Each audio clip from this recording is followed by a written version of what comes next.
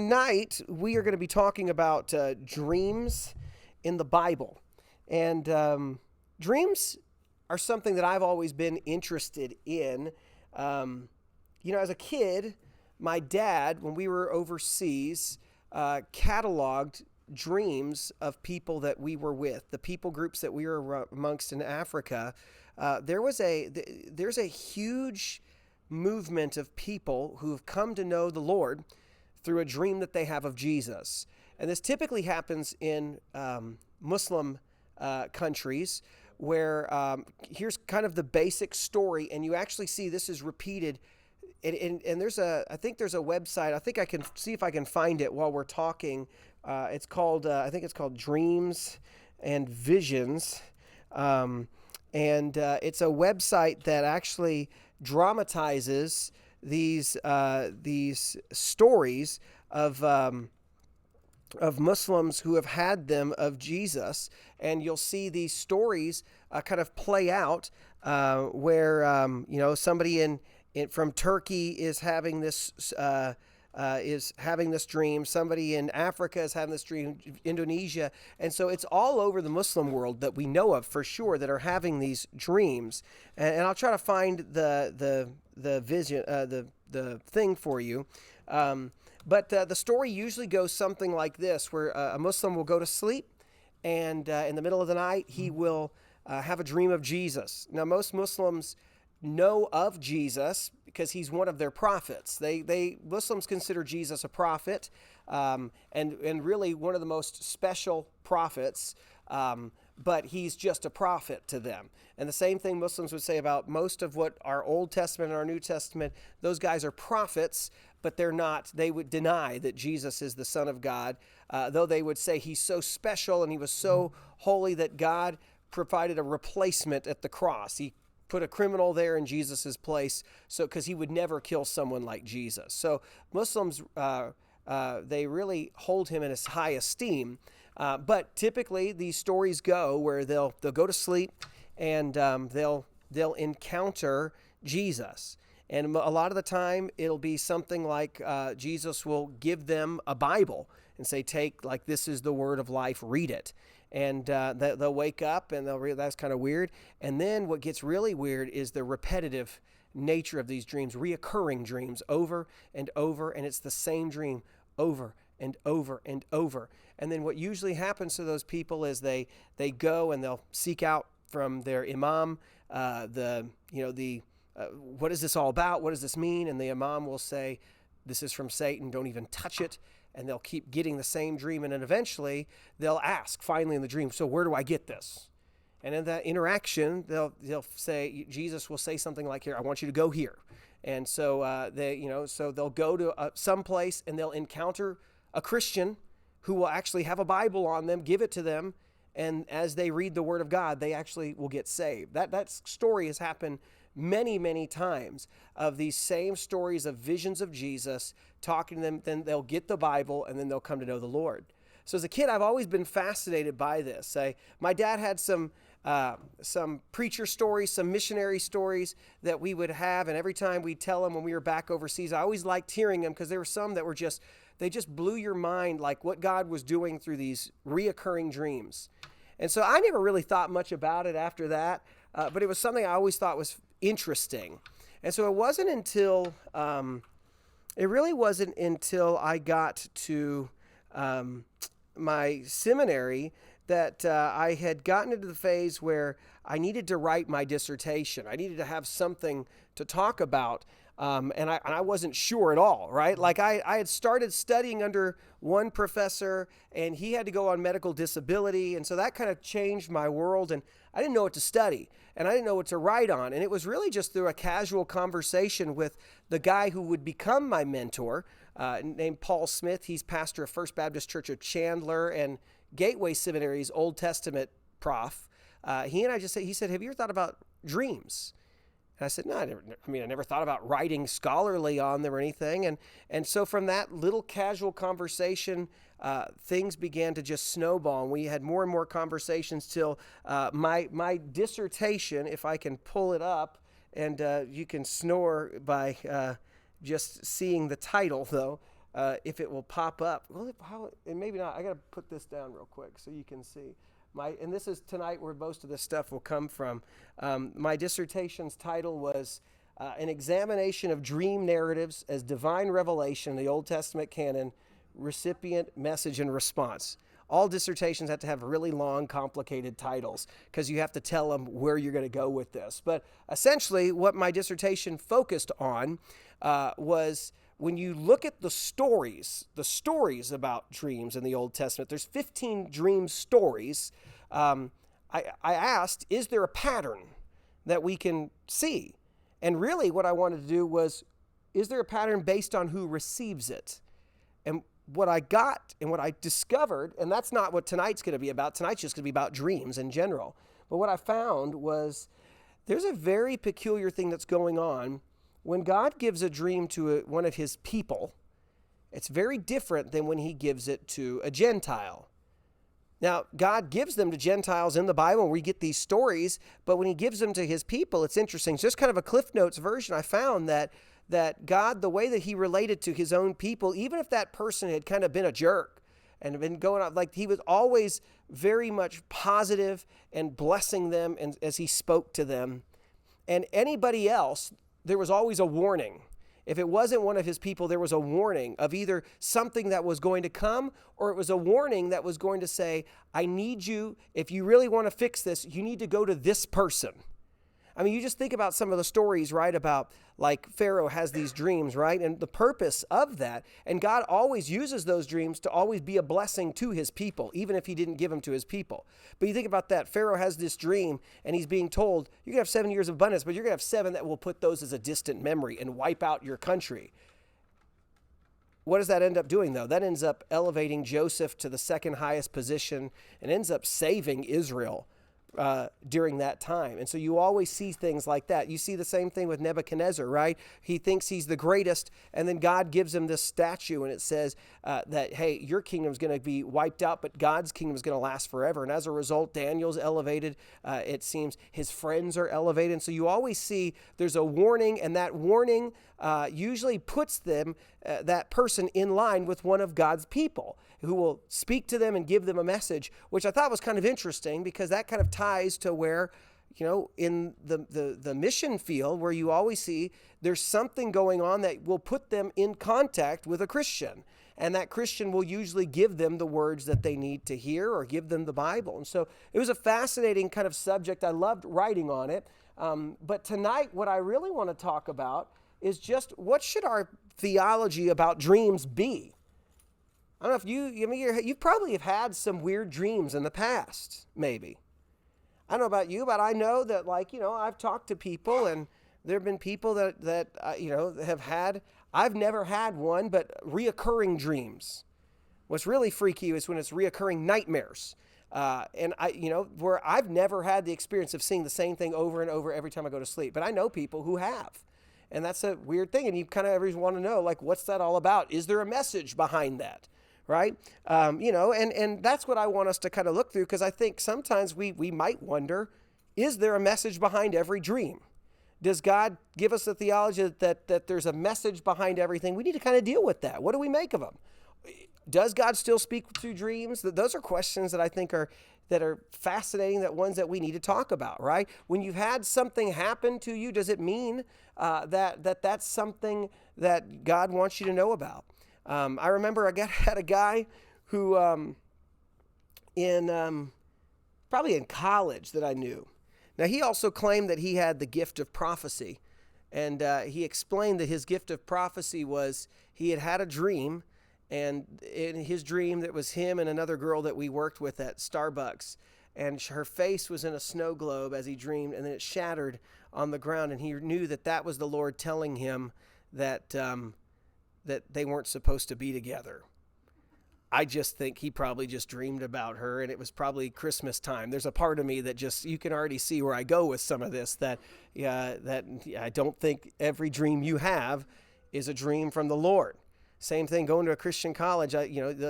Guys will pull this one, and it sometimes works. The Lord told me in a dream I was supposed to date you, right? Those are those things happen, and how can you argue with that, right? He told him in a dream. So so that's kind of stuff that I think we should have a theology or a right answer for. How do we deal with some of this stuff? So I think some of the things that we should think about, because there's plenty of stories, and we know that it happened, that God did go through story. And I'll talk about what those stories are, but let's begin with something like this, right? So this is in the book of Numbers, Numbers 12. Notice what it says, and I'll just give you a little bit of context here. In Numbers 12, the Lord is speaking, and this is when there was conflict with his brother and his sister. That's always an interesting passage, by the way, because if you read chapter 12, Moses has married a Cushite woman. He's married himself an Ethiopian girl at this point. So we don't know what happened to Zipporah, if she passed, but now he has a new wife. And so they're mad about this interracial marriage.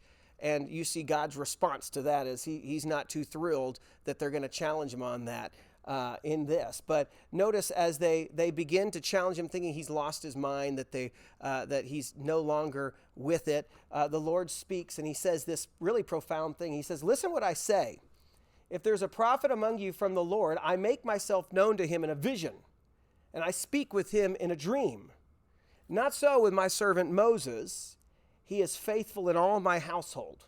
I speak with him directly, openly, not in riddles. He sees the form of the Lord." Now, it's interesting because not just right after this, you'll see that this is also the same one, not that far away, that Moses will ask to see the Lord, and you've got that whole thing in it. So he doesn't see him literally, but he says, with Moses, I speak to him closely. With God and Moses, it almost like you're having a conversation, face to face with him, that clear. But he says with this, as he says with prophets, though, if I have a prophet, and there were prophets already, even Miriam was a prophet, Aaron was a priest and speaking as well. But he says, if he's a prophet, I'll give him a vision and I'll give him a dream.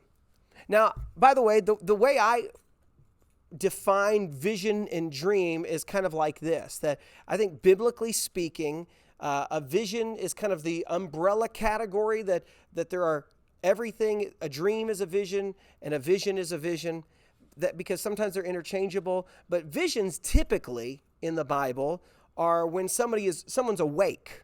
And as they're awake, they're seeing these things play in their head. God is speaking to them. They're not asleep. They're more of in a trance or something like that. And God is giving them what they need to hear as they're sitting there and they're hearing these things. That's what a vision is. A dream is very specific, that person has fallen asleep, and as they fell asleep, God gave them a message to them while they were sleeping. And that's the difference. There's two types. And so you'll see that sometimes you'll see that I didn't fall asleep. I had a vision from the Lord, and that's just something that he gives them right in front of them. Those, like when Balaam is going out and having these conversations, he gets visions for the Lord as he speaks.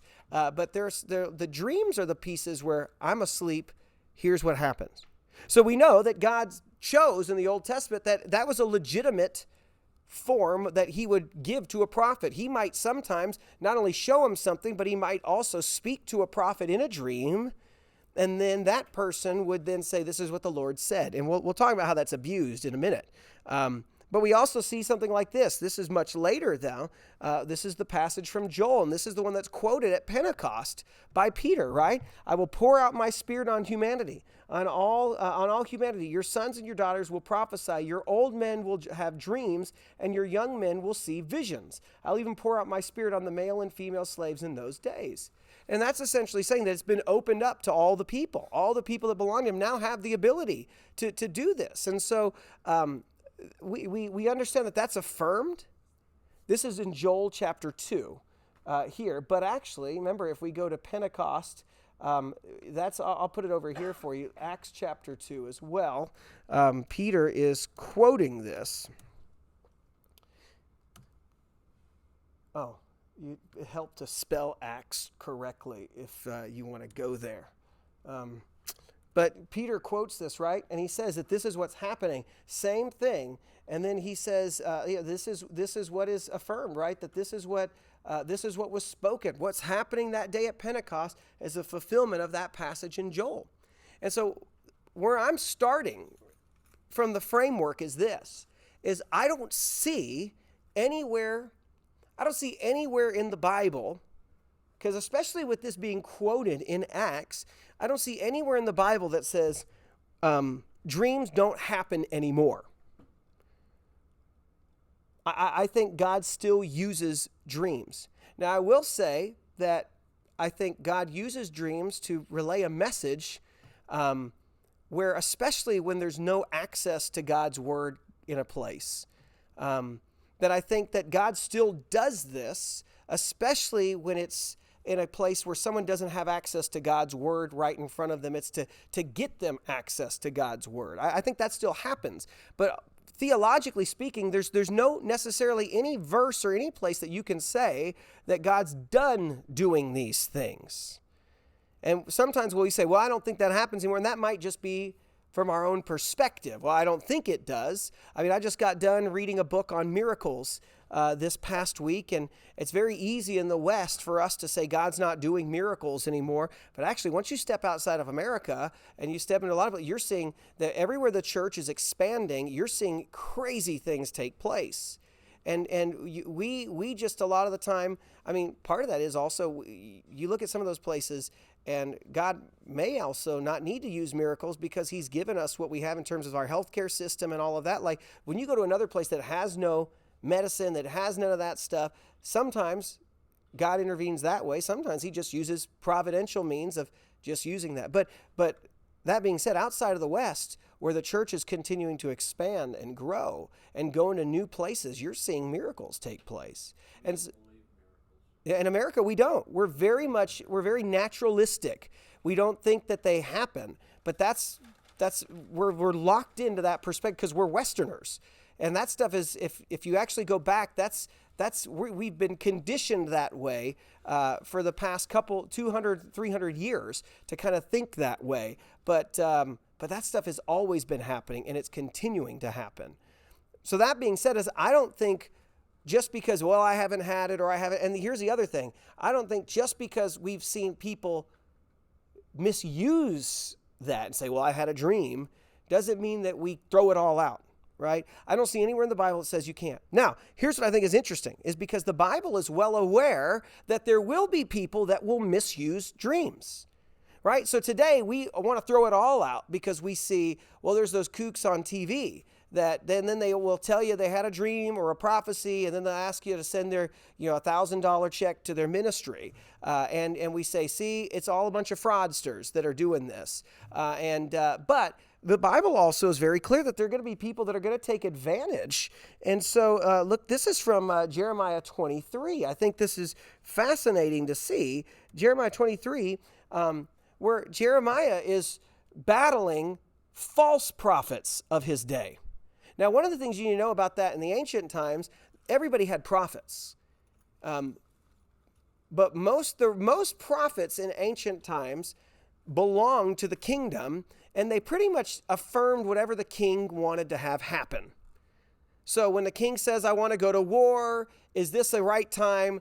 The prophet who wanted to keep his job would affirm him and say, I've had a vision from the Lord. Yes, do it. The problem is with the biblical prophets is they spoke what God said, and a lot of the time, people didn't like that, right? That was I just got done, I'm in 2 Kings in my quiet time, and there's that story where they're like, I don't want to call on him because he always prophesies bad things about me.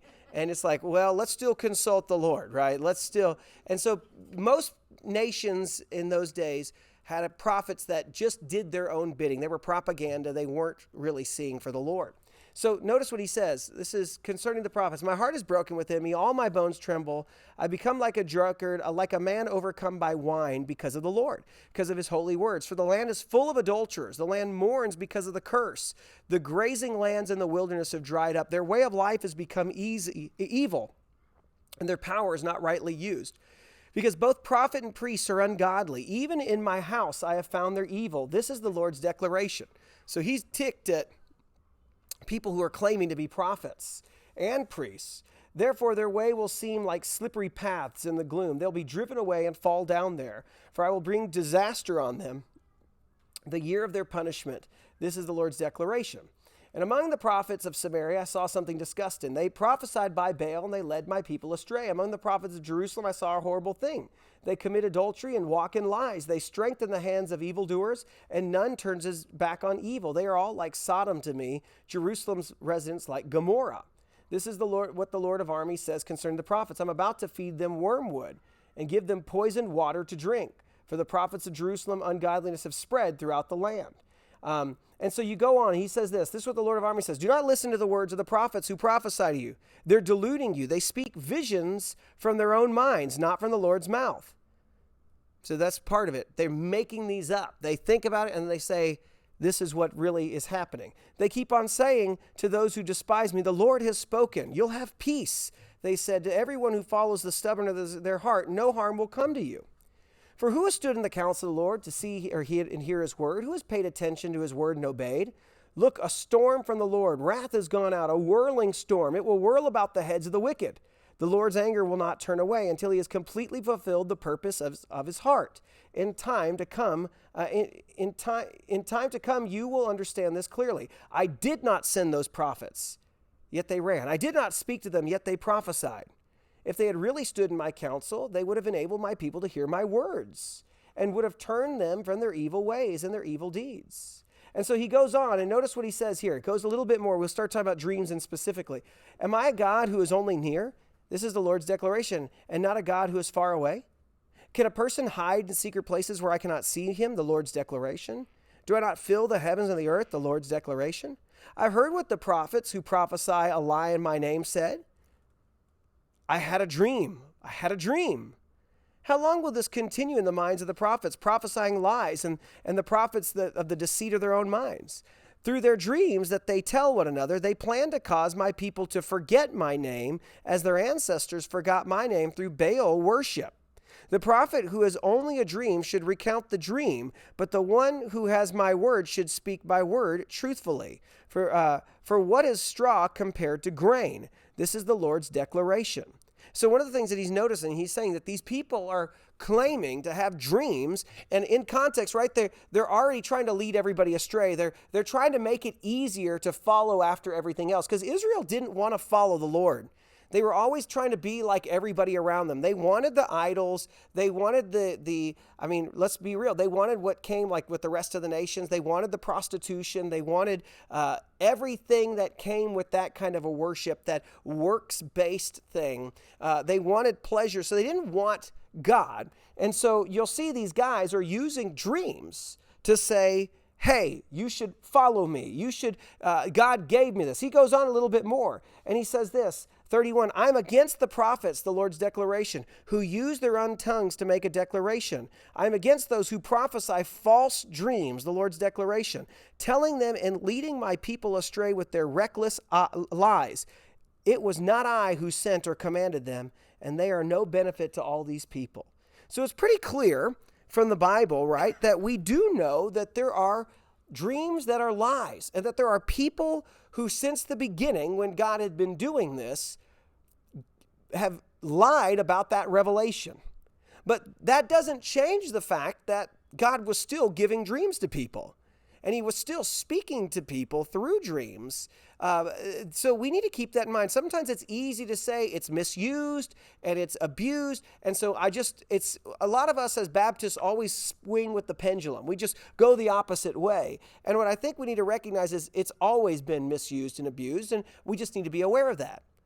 So it's not ready to just throw it all out. Here's another little one just to keep in mind. And this is Deuteronomy tells us, if a prophet or someone, Deuteronomy 13, or who has dreams arises among you and proclaims a sign or wonder you, that sign or wonder he has promised you comes about. But he says, let's follow other gods which you have not known. Let's worship them. Do not listen to that prophet's words or to that dreamer. For the Lord your God is testing you to know whether you love the Lord your God with all your heart and all your soul.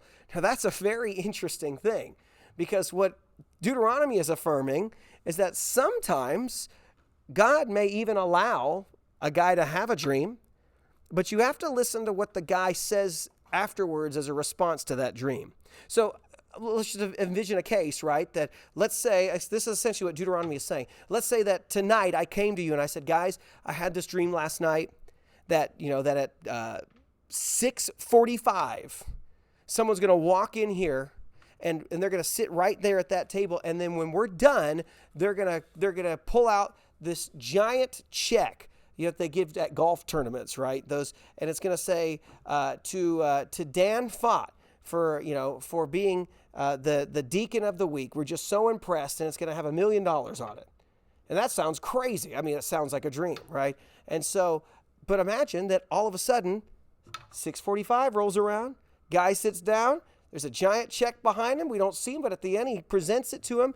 And then we're like, and then I say, now, do you understand that I've had this dream and I have connection to God? Now, here's what I all need you to do. Everybody needs to open up their wallets and give me a tithe. Because if you give to me, then you get closer to God. And you're like, wait a second. No. That's not how this works, right? That's not a biblical thing, but you have to watch the message. And so Deuteronomy actually envisions that God will sometimes allow these things to take place, which should not shock us, because you might say, what, they've said something accurate, right? Yes, but listen to their message. Do they steer you closer to the Lord, or is there something off with that? So we do know right now already that there will be fake ones. People are going to make it up. And when it doesn't come true, you obviously realize that that's a reason to just kind of leave them and not to listen, right? It's the same thing that you find out in Deuteronomy when he starts talking about prophets, and he starts talking about prophets. He says, I'll hold accountable whoever does not listen to my words that he speaks in my name, but the prophet who presumes to speak a message in my name that I have not commanded him to speak, or speaks in the name of another prophet, must die.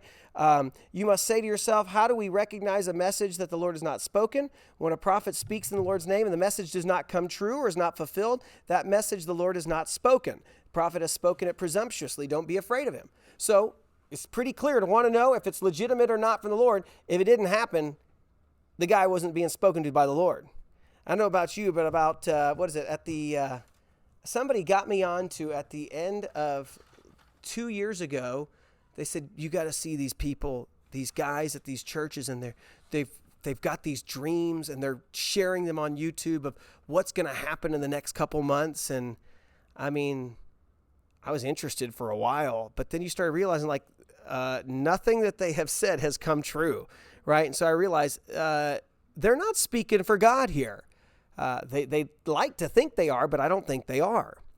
So what do we make of that, right? So what happens, because there are going to be those who are going to be false, they're going to be false teachers, and their goal is to shift people away from the Lord. Their goal is to abuse the people, to really take what they can from them. And we know that, and we know that God was legitimately speaking to people through dreams, but we also know there was a lot of frauds out there, and that still doesn't change the fact that God is doing this. But what about us in general? How do we know whether or not my dream is from the Lord? Is it for us, that we read that verse in Joel, and now we know that it seems like people today can still dream dreams. So is every dream for us that? And if it's not, is it evil? Is it wrong? I mean, so, these are where my mind goes to.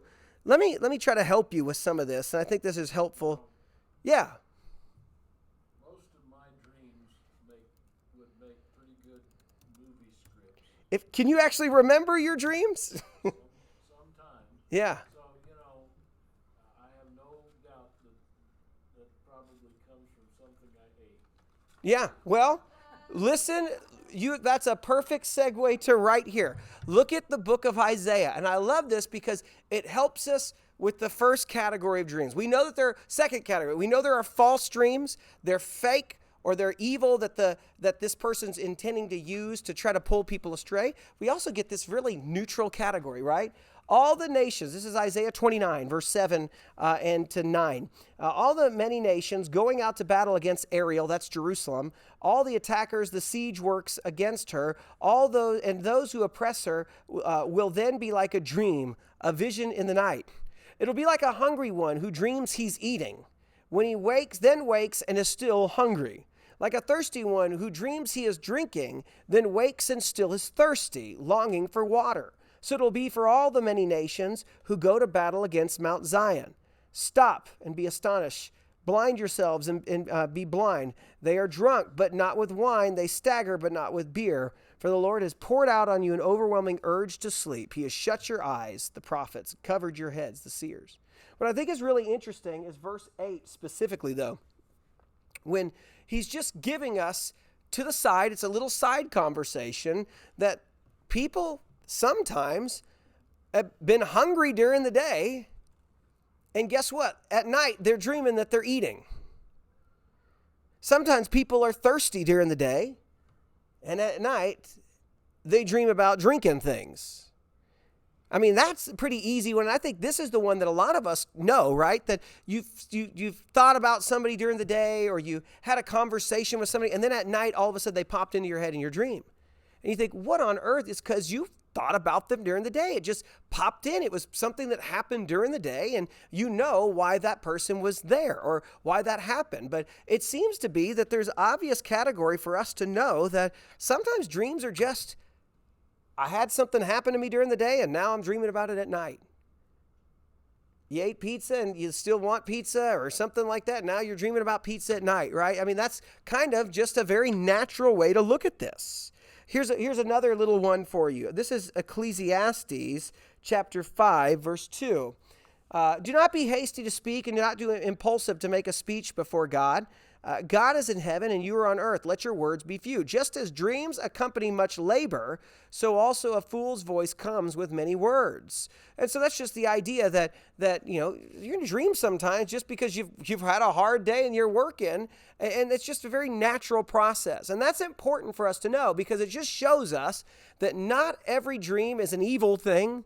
Not every dream is wrong, but there's a lot of them that are just natural occurrences. You fell asleep and you dreamed. And I think for a lot of us, probably that's where the majority of our dreams take place. They are in this category, right? That and I'll give you just one more kind of one to think through. This is another affirmation of dreams. This comes from Psalm 126. When the Lord restored the fortunes of Zion, we were like those who dream.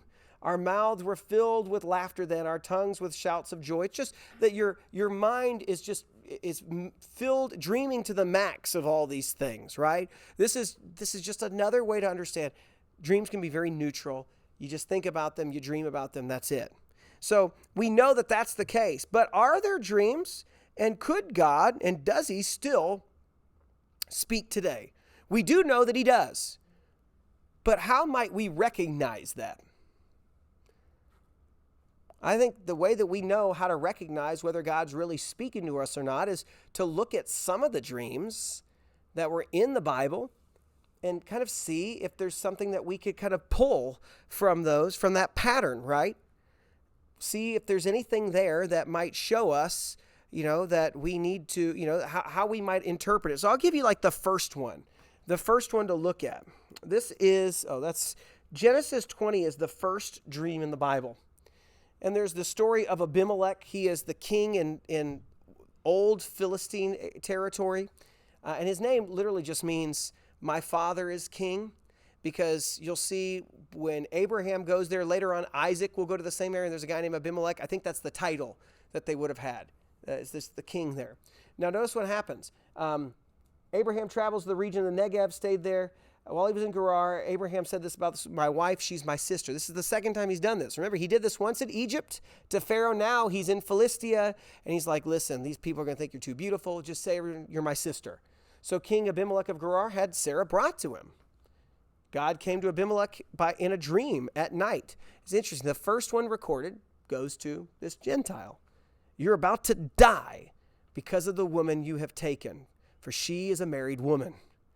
Now, Abimelech had not approached her, and he said, Lord. Now, he doesn't recognize that he is Yahweh, Lord, but he recognizes that he's above. He knows who he's talking to in the dream. At least he's some sort of master, right? Master. Lord, would you destroy a nation even though it is innocent? Didn't he say to me, she is my sister, and She herself said, he is my brother. I did this with a clear conscience and clean hands. So he's having this exchange with God. And one of the things he says to him is, I didn't do this. They told me. I was not having any bad intentions here. And then God said to him in the dream. So here's what we know about this. Sometimes God is having a dialogue with somebody in the dream. We need to be aware of that. Sometimes God is verbally talking to his people in a dream. God said to him, yes, I know that you did this with a clear conscience. I've also kept you from sinning against me. Therefore, I have not let you touch her. He said, I've kept her away from you, so you didn't even go into her, any of that. Now return the man's wife, for he is a prophet. He will pray for you, and you will live. But if you do not return her, know that you will certainly die, you and all who are yours. So God tells him, and point is he gets him in touch with a prophet, gets him in touch with Abraham. Notice what happens immediately after the dream. Early in the morning, Abimelech got up, called his servants together, and personally told them all these things, and the men were terrified. Now, that's also interesting, too, because when Abraham goes into the land, he little bit later on, he tells them, he says, I thought there was no fear of God in this place, but immediately after having this dream, they feared God. And so it's ironic that these Gentiles did. But here's what I think is interesting. Notice immediately here, there was no waking up from Abimelech and saying, I wonder if that was from the Lord. Was that? No, like there was this immediacy to once he had that dream, he wakes up and he realizes, I have to do something about it. And I think that's clue one for us about the nature of if God is going to give you a dream, first thing that you realize is when you wake up in the morning, you don't question whether that was from the Lord. If you have any doubt, it may not be. That's the first one, right? I think that's helpful to kind of work through. And it's very similar pattern that you'll see here. You'll see Jacob has his first dream. And as he's leaving, he goes to Bethel and he lays down. And here's what's interesting. As he dreams in this place out in the wilderness, a stairway was set on the ground with its top reaching to the sky. So now this is the second dream recorded, and now there's elements that he's seeing in the dream. He's seeing things take place in his mind. So sometimes God will give us pictures and not just an auditory message, but sometimes there'll be pictures. There might be something to kind of show us. And then it says this, the Lord was standing there beside him. How is the Lord standing beside him? You ever thought that one? Who's standing beside him? Yeah, right? Because God has no form. You don't have but Jesus has always been the visible of the invisible, right? Jesus is the one who it seems like he's standing there and he's having this conversation with Jacob there. And then he tells him, right? He goes, I'm going to give you and your offspring the land you're lying on. Your offspring will be like the dust of the earth. You'll spread out towards the west, the east, the north, the south. All the peoples on earth will be blessed through you. He's giving him, by the way, the blessing that God gave to Abraham in chapter 12 and 15. And he goes, look, I'm with you and I will watch over you wherever you go. And I will bring you back to this land, for I will not leave you until I have done what I have promised you. Now notice this. Notice Jacob. Jacob awoke from his sleep and said, surely the Lord, Yahweh, is in this place, and I did not know it. And he was afraid and said, what an awesome place this is. This is none other than the house of God. This is the gate of heaven.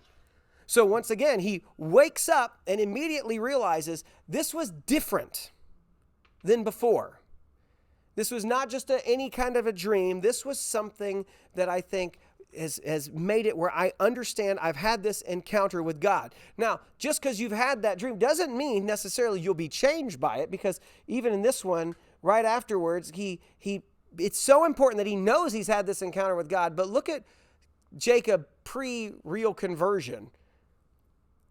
He made a vow, if God will be with me and watch over me during my journey I'm making, and if he provides me with food to eat and clothing, and if I return safely to my father's family, then the Lord will be my God. You understand that? You had this incredible encounter. Like all of us just wish we could have God speak to us in a dream, and we think, God, if you'll just speak to me, I'll be a great follower of yours, and I will have that closeness. Jacob had that, and he's like, yeah, this is really important, but you know what? Just make sure you do all those things, and then I'll follow you later. Jacob, but you recognize that God still blessed him with those things. Despite that. I was about to say, even so, God knew that's how Jacob responded. Oh, he knew how he was going to be. He still decided to bless him. Yeah. It's cool when you think about it from that perspective. He is always with his own people. His relationship is him. He just showers them with grace and mercy, always, despite the kind of person that they are, because they belong to him. I think that's something to be reminded of for us sometimes. So you see, that's the case for some of these, right? Is that sometimes there is this message that God will speak to you, but then there are other times where maybe there's not a message. So there's 15. If you want, I can show you. I can tell you what those are later. But I'm going to give you a glimpse of some of the ones without a message. Some of the ones that don't have, that don't have any words to it. But you've got to kind of think through, what do I do with this? So notice here, this is the first set that Joseph gets. Genesis 37. Joseph had a dream, and he told it to his brothers, and they hated him even more. And he said to them, listen to this dream I had. There we were binding sheaves of grain in the field, and suddenly my sheath stood up, and your sheaths gathered around it and bowed by my sheath. Are you really going to reign over us? His brothers asked him, are you really going to rule us? So they hated him even more because of his dream that he had said. So Joseph thought this was significant enough to tell his brothers, but the brothers hated that.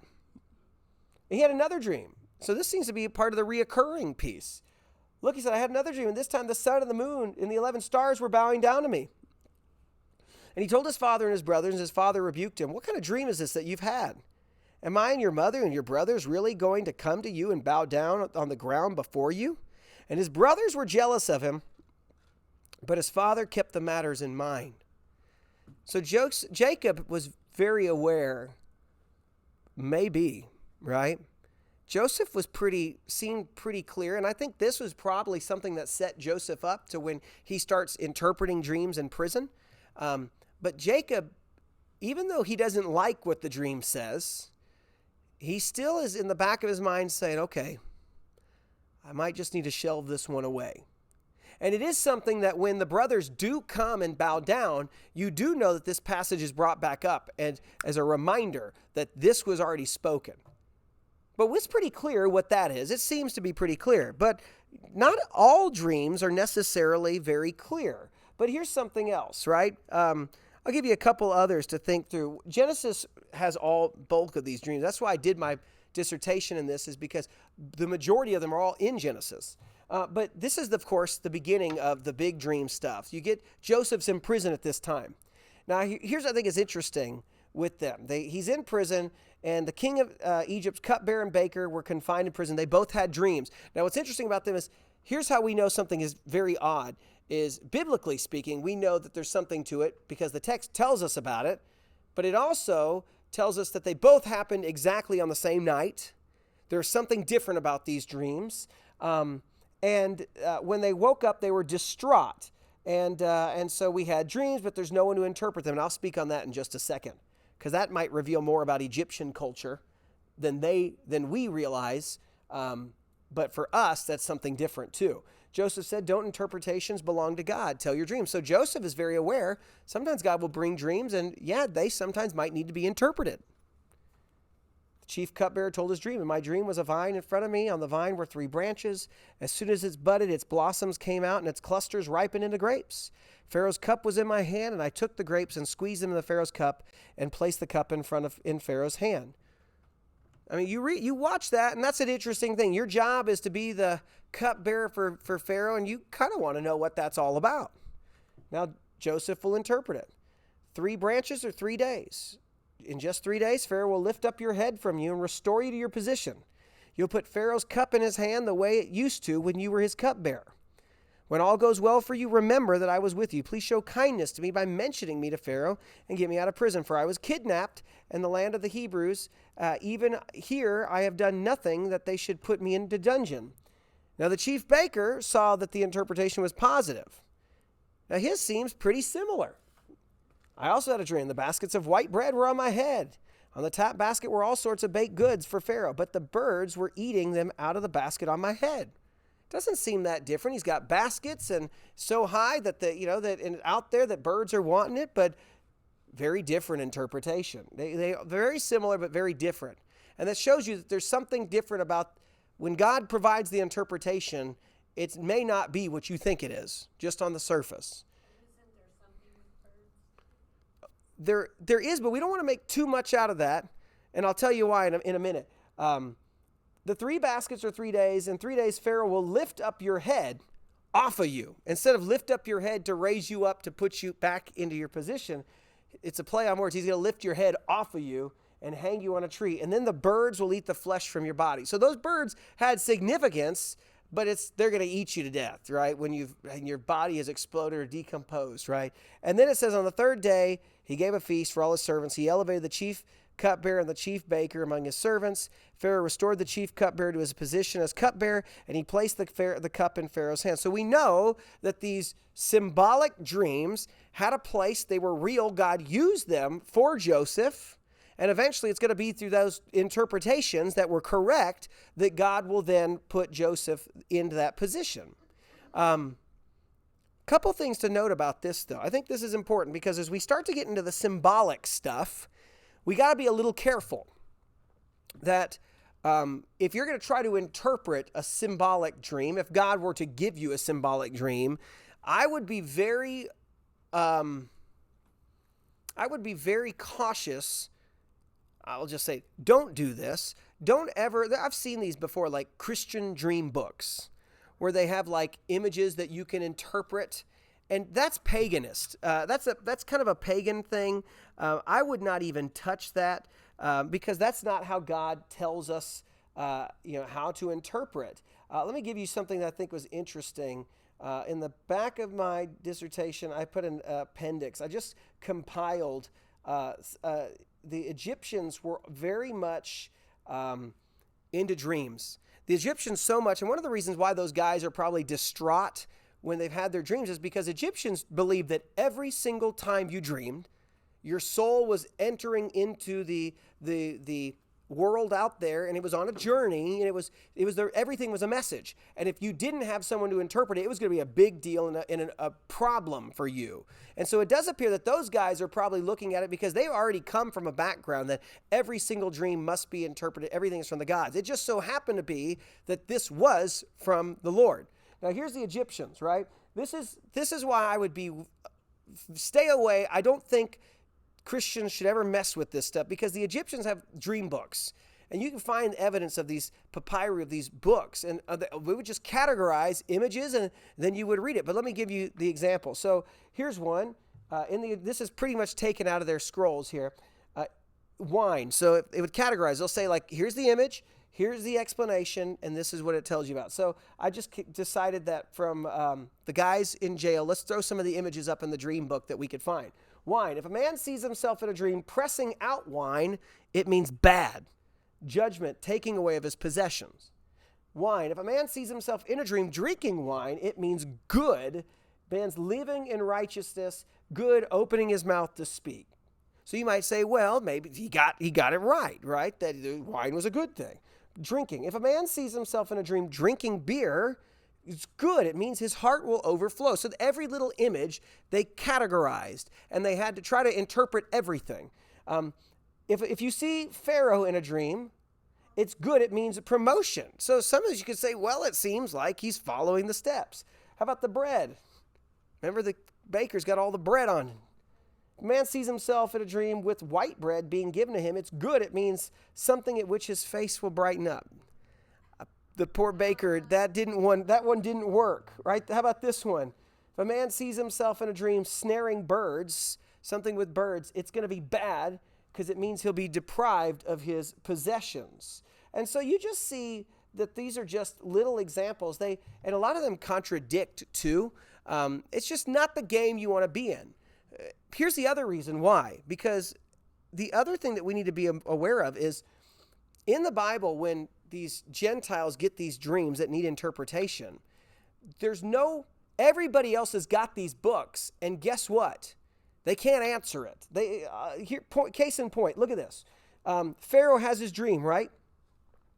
And it says that he has this dream about the 7 cows, and then the 7 plump cows, the 7 thin cows, the 7 plump grain, the 7 thin grain. And it says, and he had a 2, right? It's 2 dreams back to back. And so when he wakes up, right, Pharaoh woke up and it was only a dream, but he was troubled. So he knew something was different about this dream. Now notice this. He summons all the magicians of Egypt, and these guys would have had books like this. They would have had some sort of thing to just interpret the images for Pharaoh to let him know. And he summoned all the wise men. Pharaoh told them dreams, but no one could interpret them for him. Now that's bizarre, right? Because you can't tell me that there was someone to be like, Pharaoh, I got this. Cows, of course, mean good things. And so it's all good for you. You know, birds mean this. Wheat means this. Like, you can't tell me that somebody didn't try to take a crack at it. See, I think what's happening in this verse is they're all giving their best crack at it, but he knows that's not the right answer. Like, he knows that this dream was given to him, and it has a meaning, and whatever it is, it ain't that meaning. And I think that's what's going on. So that when Joseph does come, and the Lord provides him the interpretation, right? He has him and he says, I'm not able to. It's God who will give Pharaoh the answer. That's important. It's not the dream book. There's not some, hey, me and the Hebrews have categorized a lot of great dreams already since Abraham used to have them. All that. No, he's just saying God's going to give it to me to give to you. There's no book involved. Those guys tried and they couldn't. That's important. And so I think that's something to keep in mind, that we shouldn't open up and think about books trying to help us, because if it's God's going to do it, he's going to provide it. So I don't know how that would work, right? And it might just simply be that God will give it to somebody to share with you what that is. Kind of like the story of Daniel, right? When Nebuchadnezzar has the big dream. And by the way, that's a fascinating story, because here's something to know. In the ancient world, Canaanites in the land of Canaan, they like dreams. They have records of them hearing dreams and talking to their gods. Egypt was huge on dreams with all the literature there, with the dream books. But it's interesting that when you get to like Assyria area, outside of Canaan, in that part, they were very skeptical of dreams.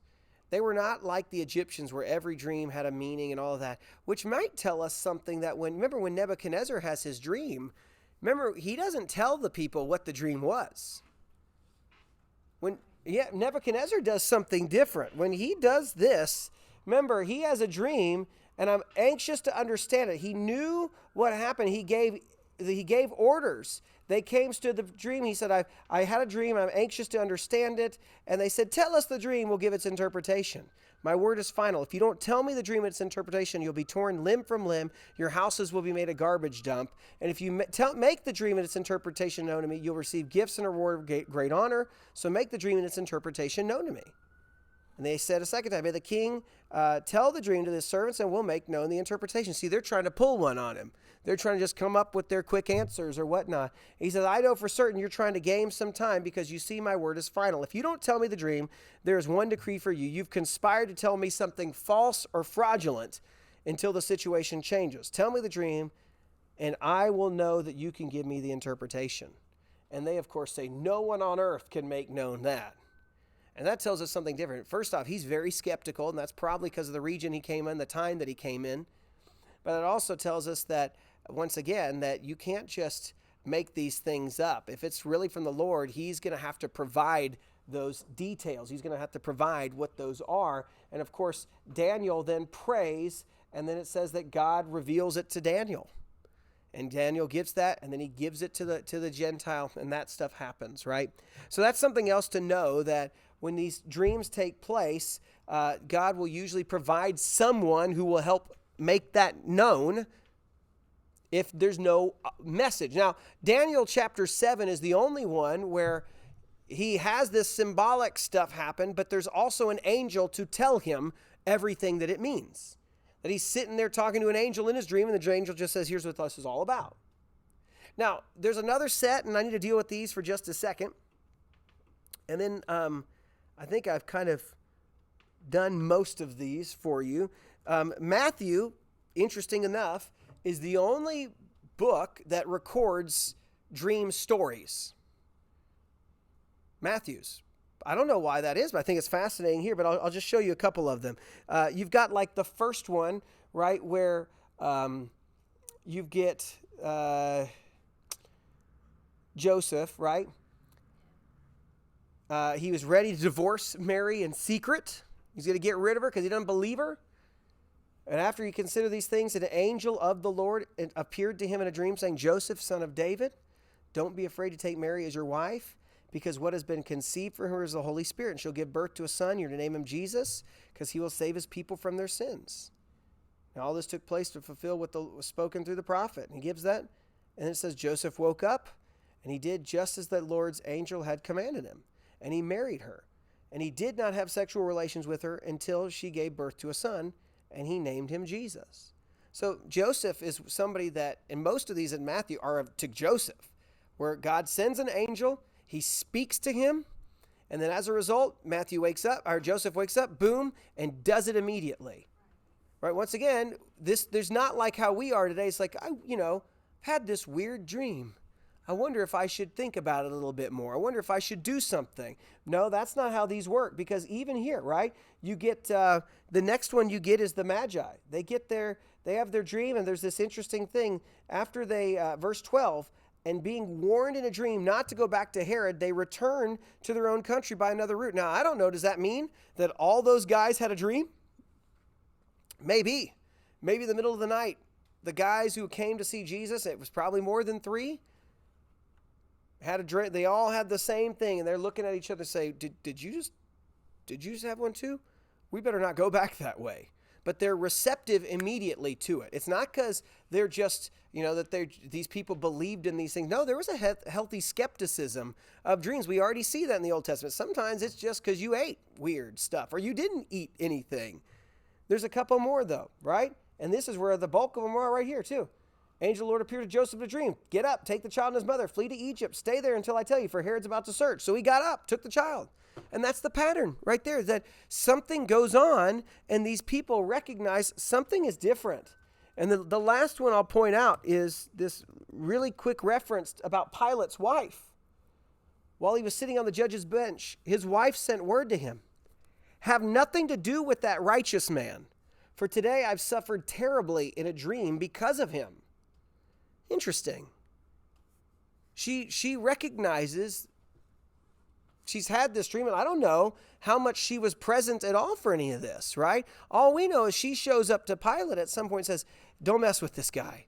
I have suffered terribly. There's something different about the dream that she's had that has caused her suffering. And so all this kind of points back to this is here's what we know about dreams, right? That sometimes God will speak to us verbally. Sometimes there will be some sort of image that you don't know what it's about, but you just know there's something to it. But God is going to provide that interpretation through someone. But the big thing is when you have a real dream from the Lord, there's no doubting that. That's the common thread of all of them. There is no, I woke up and I wonder, could it have been? It's always, I know definitively. And I think that's a confidence that we have to really keep in check, right? If you're wondering, could God have done that? Did he send that? You probably didn't, right? Now, that's not to say that you probably could dream some really strong things and some good things. And I guess technically, providentially, that came from the Lord because he in your mind and the way your mind works, he allowed for you to see that. But realistically, if we're talking about a message from God, you will know 100% if it is from God. There will not be a question about it. So it kind of gets us back to this is where do we go from here? I think first off to recognize there's no verse that says he stopped doing this. We've been promised that was going to happen in the age since Pentecost. But I think that if we're going to have dreams, if we're asking God to speak to us, we should recognize that we should probably keep them filtered through what we read about them in the text, that there will be something about them. We might see something reoccurring there. We might see something take place and maybe God will provide someone to say something to you and say, hey, I just think you need to know this. Or, hey, I'm going to tell you what I think God had spoken to you about. Out of the blue, I think God could still do that kind of stuff. But you should watch and see, do what I'm dreaming and what have I seen? Does that parallel to something in the scripture? Has that situation been parallel? And I think that's a good indication that then that's God speaking to you in some case. But the other piece to remind yourself is that we live in the day and age with a full, completed canon of scripture. And you don't necessarily need a dream to hear from the Lord. Everybody's chasing, God, speak to me, give me some sort of revelation. And I think the answer sometimes is just hold up your Bible. It's in your hand right now, right? Like that's what you need. You don't need anything else. We're told in 2 Timothy 3 that it is sufficient, right? It's complete of what we need. You don't need extra, but he still might. And I still think that he does, especially when you're dealing in a context that people don't have access to the Word of God yet, and how he might speak to them to get them access to the Word, or to get them to go and find it. Maybe it's a non-literary culture, and maybe it's to get them, and a lot of time would point them to a believer who will then give them the gospel, right? So I think that stuff is still happening, and I think that is totally in line with what we see there. But I think we should always evaluate, do my dreams that I'm seeing, do those parallel some of those stories that we see there as a good frame of reference of whether this is from the Lord or not. All right, that's it. Questions, anything like that now on the dream stuff? Anything you want to talk about at all on that?